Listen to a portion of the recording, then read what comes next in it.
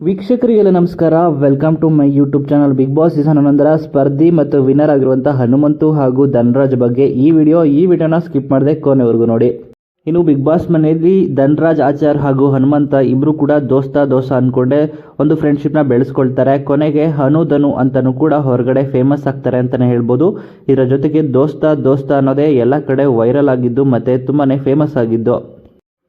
ಕೊನೆಗೆ big boss ಮನೆಯಿಂದ ಧನರಾಜ್ ಆಚಾರ್ಯರು ಎಲಿಮಿನೇಟ್ ಆಗುವಂಥ ಸಂದರ್ಭದಲ್ಲಿ ತುಂಬಾ ಬೇಜಾರಾಗಿತ್ತು ಅಂತಲೇ ಹೇಳ್ಬೋದು.